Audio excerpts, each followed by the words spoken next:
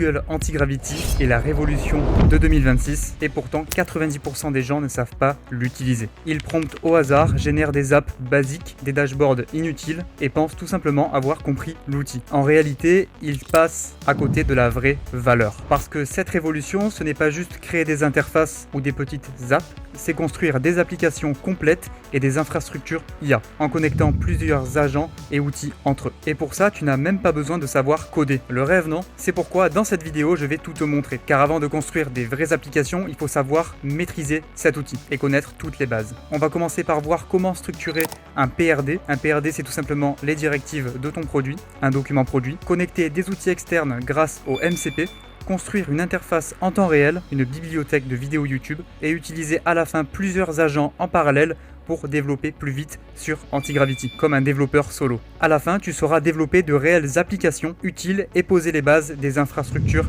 IA complètes qui se vendent plusieurs milliers d'euros, pas juste de simples prototypes. Juste avant, moi c'est Baptiste Simard, fondateur de Velios AI, une agence qui aide les entreprises à implémenter des systèmes IA afin d'améliorer leur process. Et si tu veux aller plus loin dans l'IA, l'automatisation, le vibe coding et autres processus qui nécessitent des systèmes IA, je t'invite à suivre attentivement cette vidéo et à t'abonner pour rester à jour des prochaines nouveautés de la tech et des prochaines opportunités à venir. Si tu es prêt, on commence. Google Anti-Gravity. Donc d'abord, il faut aller installer Google Anti-Gravity. C'est quoi Google Anti-Gravity? Si tu n'as pas encore compris cette vidéo, c'est tout simplement un IDE. Un IDE, c'est quoi? On peut appeler ça du coup une application dans laquelle on code. Voilà, pour rester assez bref et pour vraiment vulgariser le terme. Tu auras une application comme VS Code, comme Cursor, dans laquelle tu peux développer. Et bien sûr avec de l'IA. Donc c'est parti, là vous ferez Download for macOS, mais bien sûr vous aurez aussi Download for Windows. Selon avec quel type d'ordi vous allez voir cette page web, vous aurez le lien en description. Et là ce qu'on va faire, c'est qu'on va l'installer. Une fois que vous l'avez installé, vous l'ouvrez. Vous allez arriver ici. Là, il va falloir ouvrir un nouveau dossier. Donc ici, vous voyez que je n'ai pas de dossier à ouvrir parce que j'ai déjà ouvert un dossier. Mais vous, il y aura un bouton ici, Open Folder. Vous allez ouvrir un nouveau dossier. Moi, ce que je vous invite à faire, vous voyez ici, le dossier s'appelle Démo Anti-Gravity. Je vous invite à créer un dossier dans lequel vous allez faire les tests. Donc vous allez par exemple dans File, ou selon du coup si vous utilisez Windows ou Mac, vous allez dans Fichier, ouvrir un fichier. Là, vous arrivez ici dans le lecteur de dossier de fichier. Là, vous allez créer un dossier ici et le dossier, vous allez l'appeler par exemple démo anti-gravity comme moi j'ai fait. Une fois que vous avez créé le démo anti-gravity, vous pouvez faire ouvrir. Et là, ça va vous ouvrir tout simplement le dossier. Ici, vous faites Yes I Trust. Vous allez ouvrir du coup le dossier à gauche. Vous voyez qu'il n'y a pas encore de code à l'intérieur. Mais nous, du coup, on va venir faire une application qui va recenser les meilleures vidéos YouTube sur du vibe coding par rapport à Anti-Gravity, par rapport à Cloud Code, les meilleures vidéos à regarder pour N8N, pour se former, et on va aller faire une sorte de bibliothèque visuelle de ces vidéos. Donc pour ça, je vais entrer un prompt à droite. Vous voyez ici, vous pouvez entrer un prompt. Donc en parlant des onglets, il y a justement toute la partie extension à gauche. Vous voyez ici qu'il y a Cloud Code, on en parlera après. Ici, ce sera le code. Ici, c'est là où affichera le code, les différents prompts, les différents formats de code, les différents onglets. Ici, c'est là où il y a l'agent. Vous parlez à l'agent pour prompter. Et le terminal est ici. Voilà. Mais nous, on va surtout se concentrer sur cet onglet ici, et ici bien sûr. Donc c'est parti, on va demander à Anti-Gravity de nous construire une application qui va référencer les meilleures vidéos YouTube au sujet de la tech, par rapport à l'automatisation, à l'IA, au vibe coding, etc. Donc ici, moi je viens mettre ça, parce que d'abord en fait on va, à partir de ce prompt, commencer à créer, vous verrez, un PRD. Un PRD, c'est un document de conception produit où on va tout justement mettre dans ce PRD, le contexte, les objectifs de l'application, le style de l'application, la façon de naviguer, on va mettre toutes les informations qu'on a.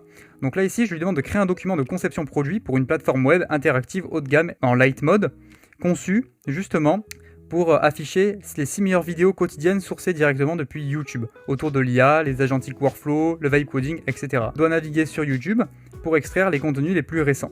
Voilà. Et donc ici, à la fin, je lui demande de me créer un fichier qui s'appelle productdesign.md. MD, c'est Markdown, c'est un format, vous savez, avec les hashtags et les étoiles, vous allez voir ça. Donc là, j'envoie ça. Bien sûr, cette ressource sera disponible dans la description et vous pourrez récupérer justement tout le document de conception produit que j'aurai fait. Ici, ça va venir créer à gauche le fichier .md. Il faut juste attendre que ça réfléchisse. Vous voyez ici, l'IA est en train de créer le... Ben voilà, elle a déjà créé. J'ai pas dit aussi, il faut que vous vous connectiez. Quand vous allez initialiser Anti-Gravity, il va falloir que vous connectiez à votre compte Google. Voilà, Google Workspace. Et le mieux, c'est d'avoir un compte Google Workspace, le mieux, en termes de crédit. Et ici, on fait Accept Change. Et là, bam, on a toute notre prompt en format Markdown. Markdown, c'est le format qu'on utilise pour la structuration et faire des prompts, du bon prompt engineering. Bien sûr, il y a d'autres formats de prompt qu'on peut faire, mais le Markdown, c'est le plus utilisé. Et ici, vous voyez, c'est des hashtags, des étoiles, etc. Les hashtags, c'est utilisé pour les titres, les étoiles, c'est pour mettre en gras. Et ici, on voit justement AI Magazine Interactive Platform, vision produit, création d'une plateforme web éditoriale haut de gamme fonctionnant comme un magazine moderne et minimaliste. Parfait. Donc ici, on a le PRD. Ce PRD sera aussi disponible depuis la bio. Ce PRD sera bien sûr aussi disponible dans la ressource qui est en description. Ensuite, ce qui est bien, ce qu'on peut faire justement sur Gemini, sur Antigravity, je dis Antigravity parce que Antigravity utilise des modèles, qu'on va voir après, mais utilise Gemini. Et en fait, Gemini, c'est le meilleur modèle à utiliser pour développer des interfaces assez jolies. Donc pour justement développer des interfaces assez jolies, soit vous êtes bon en prompting et vous vous y connaissez sur les termes un petit peu techniques comme des termes CSS. Vous savez, CSS, c'est le style de votre application. On peut aller chercher des exemples de design sur Dribbble par exemple. Et sur Dribbble, il suffira de taper ici par exemple un terme et ça vous recherchera du coup des designs. Ici par exemple, je vais mettre librairie app, parce que du coup en anglais ça veut dire bibliothèque, library app, je vais dire library web app, et ça m'affichera des exemples, ou plutôt magazine, voilà, magazine. Et ici à droite, j'en ai un qui a l'air assez sympa en design, productivity web app, et là ce que je pourrais faire c'est justement afficher les vidéos YouTube un peu de cette manière-là. Donc c'est parfait. Là, je vais faire enregistrer le lien sous, ou plutôt l'image sous. Ça m'enregistre l'image, mais vous voyez, c'est un format. D'ailleurs, ça n'a pas bien enregistré l'image. Enregistrer l'image sous. Donc ça ne veut pas m'enregistrer l'image, c'est pas grave. On peut faire un screenshot de la page. Donc là, je fais un screenshot de la page, ou plutôt de l'interface. Parfait. Là, je retourne dans Google Antigravity et je vais lui mettre justement ce screenshot ici. Voilà, capture d'écran, et là on peut venir le renommer, exemple design interface. Voilà, ici il y a justement le prompt et ici un exemple d'interface. Donc maintenant ce qu'on va faire, c'est qu'on va lui dire à partir du productdesign.md et à partir de l'image ici, de me créer une interface qui me recense les meilleures vidéos YouTube de la tech sur l'IA, l'automatisation, le vibe coding, etc. Mais d'abord, quels sont les modèles de Antigravity? Là il y a le code, etc. On peut mettre des images. Là on a commencé à parler justement à l'IA, mais qu'est-ce qu'il y a comme IA? On a Gemini, 3 Pro, 3 Pro Low, High, Flash, moi je vais utiliser le Flash ici. On a aussi Claude, donc c'est cool. Opus Sonnet, on a GPT OSS aussi, et voilà. Et il y a différents modes, il y a le mode planning et le mode fast. Donc là, si on le met en mode planning, il va nous faire un plan. Voilà, tout simplement, il va nous faire un plan avec des tâches. Donc là, je vais lui dire du coup d'établir un plan, du coup, établir un plan de construction de l'app. Voilà. Et là, il va m'établir du coup un plan. Il va m'ouvrir un onglet, il y aura un plan et il y aura des différentes tâches. Donc là, on a vu le plus basique. Bien sûr, quand il va commencer à établir le plan, juste après, il va devoir nous installer des dépendances, des frameworks, mais tout ça est fait en automatique. Vous avez juste à créer Antigravity. Vous voyez, ça, justement, ça me fait tout le plan ici. Vous avez juste à vous connecter à Antigravity, à connecter votre compte Google et à mettre le prompt ici. Voilà. Et suivre les étapes que je fais parce que petit à petit, je vous montre et petit à petit, on va en profondeur dans Antigravity. Ici, Implementation Plan. Si j'appuie sur Proceed, ça va commencer le plan. Mais d'ailleurs, on peut voir les tâches qu'il a à faire. Phase 1, Initialize Next.js Project with Style in CSS and TypeScript. Donc moi, je vais justement lui dire de ne pas utiliser de Next.js. Ou au pire, non, on va rester comme ça. Next.js, c'est un framework de développement. Tailwind CSS, c'est pour le style de votre application. Et TypeScript, c'est un langage de programmation de plus en plus utilisé pour construire des applications. Phase 2, Data Sourcing and AI Enrichment. Voilà. Ensuite, UI/UX Implémentation. Et là, maintenant, ce qu'on peut faire, si jamais vous lisez, bon là c'est en anglais, mais si jamais vous lisez justement vos tâches que l'IA va devoir faire, et vous pouvez faire des modifications avec justement le commentaire. Par exemple, moi ici, ils disent YouTube Data API, mais moi pour l'exemple, j'ai pas envie que ça utilise YouTube Data API. Donc là, je vais tout simplement appuyer sur commentaire, et je vais dire, je ne veux pas utiliser YouTube Data API, mais que lors de la construction de l'app, tu ailles toi-même sur le web chercher des termes comme, donc sur le web, donc sur YouTube plutôt, chercher des termes comme N8N Masterclass, une vidéo de Batia, donc de moi, sur les infrastructures IA. Et pourquoi sur les infrastructures IA aussi? Parce qu'on enseigne dans notre académie à construire des systèmes IA et les vendre plusieurs milliers d'euros. En partant d'une idée, d'une niche, jusqu'à la vente. Et en passant du coup par le marketing et le développement. Donc n'hésite pas à réserver un appel si tu es intéressé sur le bouton juste ici. Revenons sur notre tâche, sur nos tâches ici. Donc sur les infrastructures IA et des vidéos sur le vibe coding avec Antigravity et Claude Code. Voilà. Et là j'ajoute un commentaire pour que ça vienne justement modifier en fait ça. Parce que je ne veux pas utiliser YouTube Data API. Et là, il faut juste que je fasse Submit en bas à droite pour que justement ça envoie la modification de la tâche. Et là, c'est bien en train de modifier en utilisant Gemini 3 Flash. Tout a été fini ici, donc c'est parfait. Juste, je fais encore une petite modification en disant qu'on ne va pas implémenter de base de données, mais par contre, on va le voir. N'implémente pas de Edge fonction, juste va sur YouTube et va chercher les infos des vidéos pour les mettre dans le code. Voilà, c'est parfait. Là, je fais Submit et voilà. Donc là, on a vu les commentaires, les tâches, les différents modèles, comment créer un PRD. Et qu'est-ce qu'on va faire maintenant? C'est tout simplement qu'on va lancer en fait l'implémentation et la construction de notre app. Donc là, j'appuie sur Proceed et notre application va se construire. Vous allez voir qu'ici, il va nous installer plein de frameworks. On appelle ça des frameworks. Donc là, d'abord, avant de nous installer les frameworks, il va lui-même sur le web faire des recherches. Vous voyez Batia Infrastructuria. Il va venir chercher cette vidéo pour récupérer la miniature, le titre et toutes les informations de la vidéo pour l'intégrer après dans l'application. Donc là, on a vu encore une autre fonctionnalité de Antigravity, de pouvoir faire des recherches web. Mais pour pouvoir justement faire des recherches sur le web, il faut aller dans les réglages d'Antigravity. Donc là, soit vous allez dans Réglages par ici, Editor Settings, puis Antigravity Settings, soit vous y allez par en haut, Antigravity, etc. Ici, on a pas mal de réglages. Donc en attendant que ça construise, je vous montre les réglages. Ici, terminal, vous pouvez mettre Always Proceed, donc faire gaffe quand même, mais en gros, à chaque requête dans le terminal, donc des commandes, ça va vous demander une validation, ça validera automatiquement ici. Et après, vous avez d'autres trucs à cocher. Auto Open Edit Files, voilà, vous pouvez le cocher. Agent Autofix Links, vous pouvez le cocher aussi. Conversation History, vous le cochez. Knowledge, vous le cochez, etc., etc. Ensuite, on a l'onglet Browser. Alors, Browser, ça va être, du coup, vous voyez ici que l'agent Gemini, donc Antigravity, est allé sur le web. Et ici, on peut choisir les liens sur lesquels Antigravity peut aller. Imaginez qu'il y a un lien, par exemple, je sais pas, Horace.com. Voilà, Horace, c'est pas du tout une vidéo sponsorisée d'ailleurs, c'est le premier site qui m'est venu en tête. Horace.com. Vous lui donnez l'autorisation d'aller sur Horace.com parce qu'il n'y a pas écrit ici. Vous voyez que moi j'ai rajouté YouTube.com, donc il peut aller sur YouTube. Sinon, il n'aurait pas pu aller chercher les vidéos et les implémenter dans l'application. Et là, après ça, on n'en parle pas, c'est un petit peu trop technique pour commencer. Parce qu'en plus, on l'utilise pas beaucoup. Ensuite, il y a l'éditor. Pareil ici, on l'utilise peu. Notifications, etc. et tab. Bon, voilà. Les plus importants, c'est le agent et le browser ici. Donc là, je quitte les réglages et là, on revient sur notre application. Donc, on voit justement qu'il est en train d'abord de surfer sur YouTube pour chercher toutes les informations pour enfin construire notre application. Donc là, si je vais sur YouTube, ou plutôt sur le web qu'il a ouvert, on voit qu'il est toujours sur la page en train de faire des recherches. Donc là, je l'ai juste coupé pour lui redonner un prompt parce que je crois qu'il l'avait juste planté.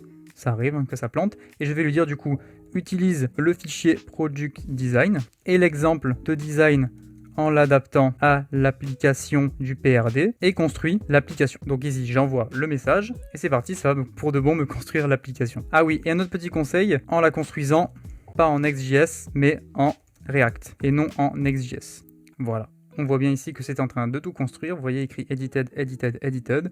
On voit que ça a installé justement tout, donc ici tous les frameworks. Et ici, ça nous développe une application en React. On a notre application ici, TypeScript. Et là, ça finit juste tout simplement de modifier le code. Et ensuite, ça va lancer l'application et je pourrai vous la montrer. Donc voilà, ça a fini de développer. Donc là, vous faites Accept All et on va aller voir ce que ça a généré. Donc voilà, première interface. Superbe interface d'ailleurs. Donc là, il n'y a juste pas les vidéos. Mais là, on a déjà fait l'interface. C'est super propre, franchement, on a les mêmes, même les icônes sont super stylées, on a tous les onglets, bon là ça a pris vraiment le nom ici. Donc là ce que j'ai demandé c'est tout simplement d'intégrer les vidéos YouTube et d'adapter vraiment l'interface à un truc le plus minimaliste possible avec les vidéos. Donc là je reviens sur Antigravity et je lui dis du coup, va sur YouTube et recherche les vidéos en rapport avec N8N, le vibe coding et intègre une vidéo de Baptiste Simard. Il y a sur les infrastructures, il y a extrait toutes les informations des vidéos pour les intégrer dans l'appli et met à jour le PRD. Comme ça à la fin vous aurez un PRD complètement à jour qui sera disponible du coup dans la description. Et ici ça va faire tout simplement toutes les actions, ça va aller sur YouTube et ça va tout changer. Donc on se retrouve quand ça a tout changé. Donc voilà, là on voit bien en live que ça parcourt toutes les pages YouTube, ici, pour récupérer les informations. Donc là, Vibe Coding App AI et Development, ici N8N AI Automation 2025, et ici BAT Infrastructuria, Baptiste Simard. Ça va continuer à parcourir les pages, intégrer ça sur notre application, et ensuite on verra les autres features, justement, ou les autres fonctionnalités d'Antigravity, notamment le multi-agent, les workflows et les MCP. Là, on voit ici qu'il a extrait toutes les informations du coup des vidéos et qu'il va venir les intégrer dans le code. Voilà, ici ça met à jour le PRD et on n'a plus qu'à relancer l'application. Pour lancer une application, il faut utiliser la commande npm run dev. Et là, on voit que ça a bien intégré justement les vidéos. Maintenant, ce qu'on va devoir faire, c'est qu'on va voir le multi-agent, les MCP, etc. Grâce au multi-agent, on modifiera l'interface pour enlever les trucs qui sont inutiles. Là, on a répliqué juste le design et on va améliorer cette application pour la rendre encore plus fonctionnelle. C'est fait exprès pour vous montrer du coup les multi-agents. Mais avant ça, je vais vous montrer une autre fonctionnalité de Antigravity. C'est tout simplement quand vous appuyez ici sur les trois petits points en haut à droite, donc là on verra MCP Server après, mais là on va regarder l'onglet customisation. Et en fait dans customisation, il va y avoir les rules et workspace. Donc les règles, ça va être tout simplement, donc les rules et workflow, hein. Les rules, ça va être tout simplement en fait des règles que vous allez donner en directive à Antigravity pour qu'il applique toujours ces règles. C'est un peu comme quand vous créez un projet Cloud, les règles que vous mettez dans votre projet Cloud ou dans votre GPT par exemple, c'est un petit peu la même chose ici. Donc là, qu'est-ce que je vais faire? Moi, je vais pas créer de règles parce que c'est assez connu, mais l'onglet Workflow est beaucoup plus intéressant. Et ici, on va créer du coup un workflow, et ce workflow va servir par exemple dans le chat, je vais faire slash et le nom du workflow, et ça va appeler un workflow spécifique par exemple pour débugger, un workflow spécifique pour faire un audit, pour débugger ou faire un audit de l'application. Donc là, ce que je vais faire, c'est que je vais aller sur Workspace. Ici, on va l'appeler debug, voilà.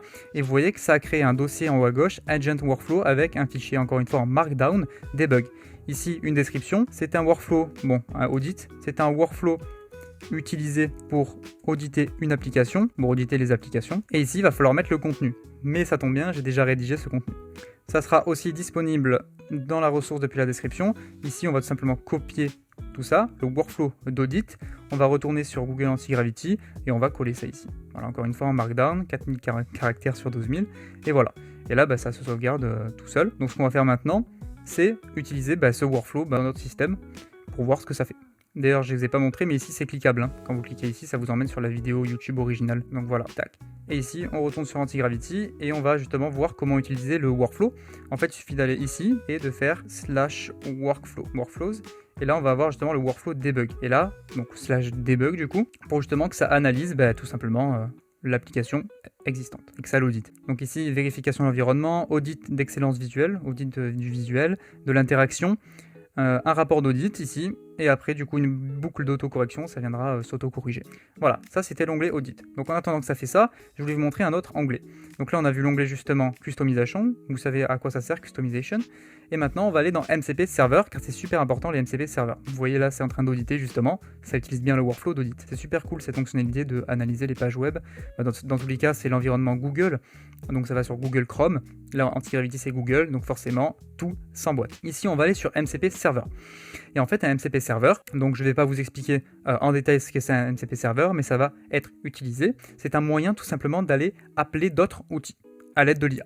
Par exemple, quel autre outil on peut aller appeler? On peut aller appeler N8N pour utiliser N8N à distance, Firecrawl, Notion, Supabase. Très important Supabase parce qu'on peut créer des bases de données et du coup avoir une application full stack fonctionnelle parce que l'IA peut venir grâce au MCP Supabase nous créer des tables, nous créer des fonctions et du coup avoir une base de données en arrière-plan. Donc ça ce sera l'objet d'une prochaine vidéo que je vous invite à voir dans pas longtemps parce qu'elle n'est pas encore sortie.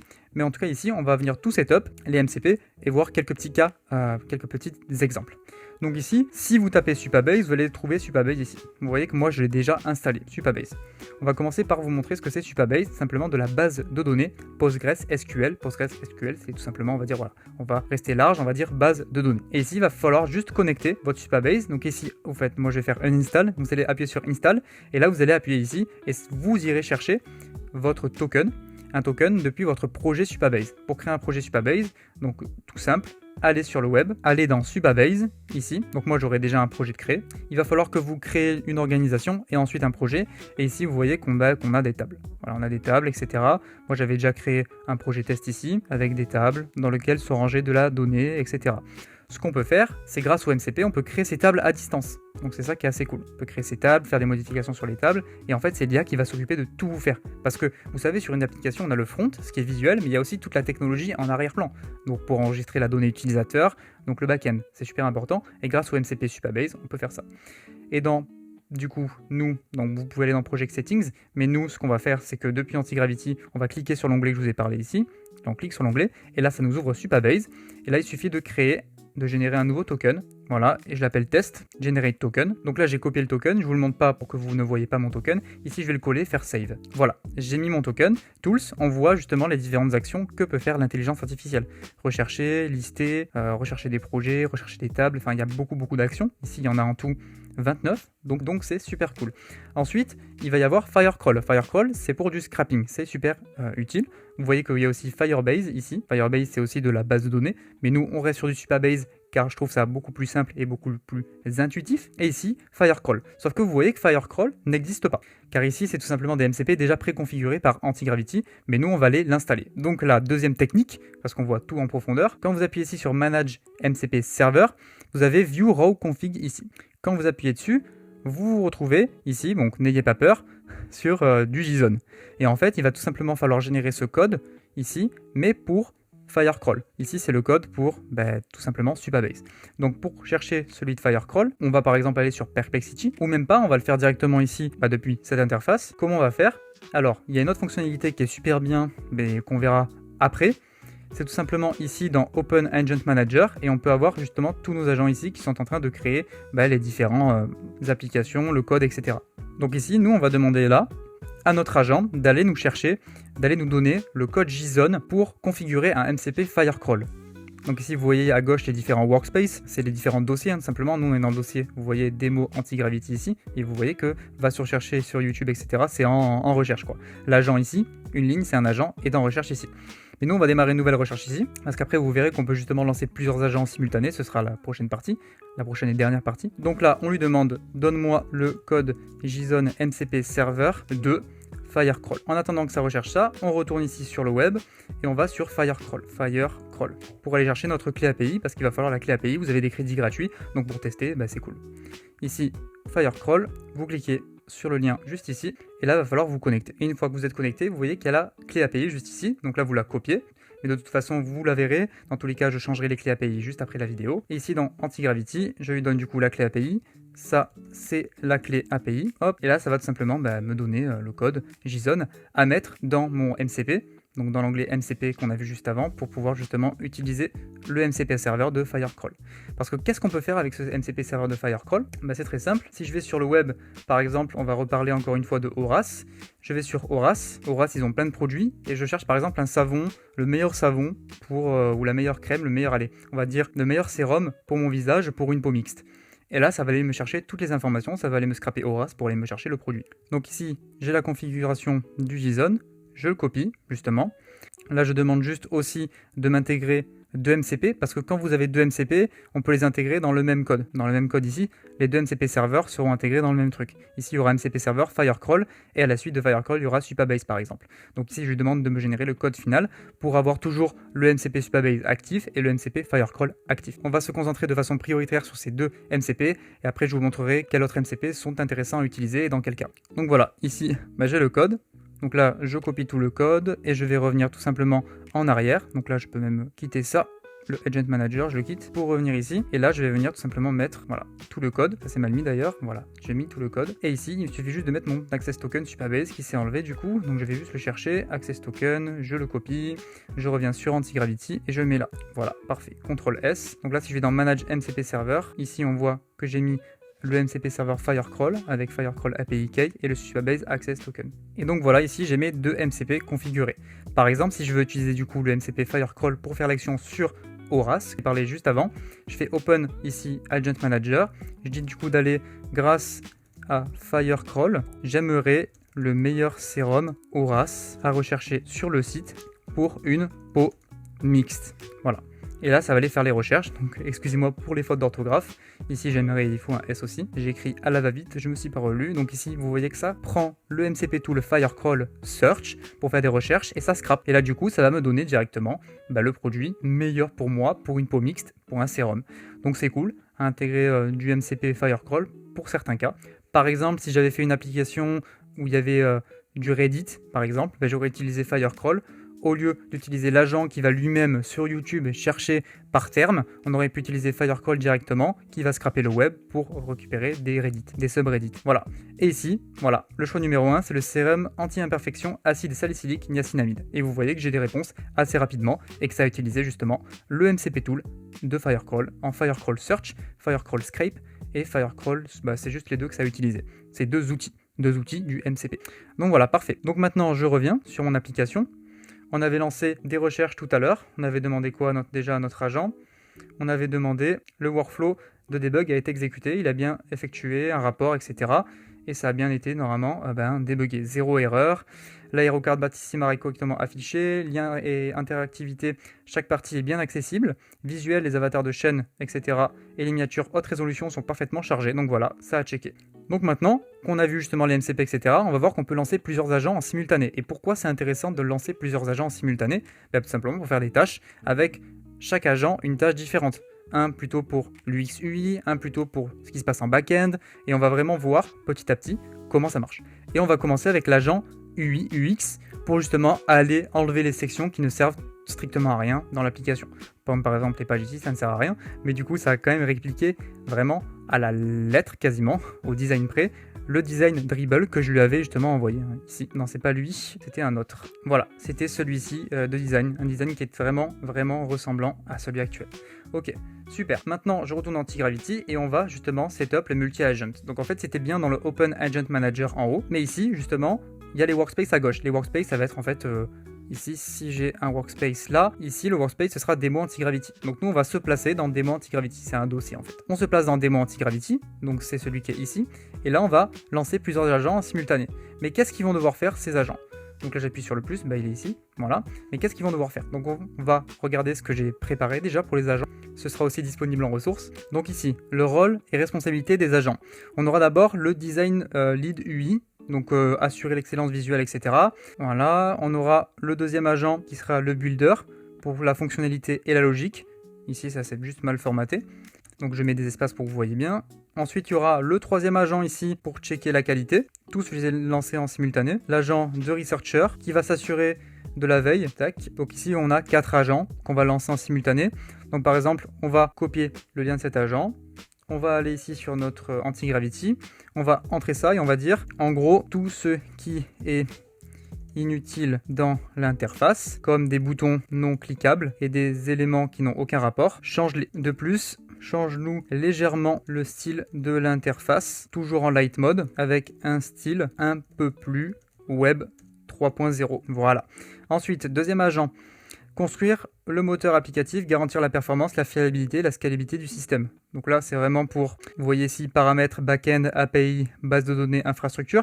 Donc lui, si je le lance, ça va me construire des bases de données. C'est pas l'objet de cette vidéo. Ici, on va faire le qualité check, donc le quality check, ici. Donc il va pas développer, il va vraiment mettre des dossiers de test, il va scorer, en faire un audit en fait, même si ça on l'a déjà un petit peu fait avec le script que je vous ai montré dans Workflow tout à l'heure, ça me fera un petit peu le même but, mais ici c'est pour vous montrer qu'on peut en lancer plusieurs en simultané.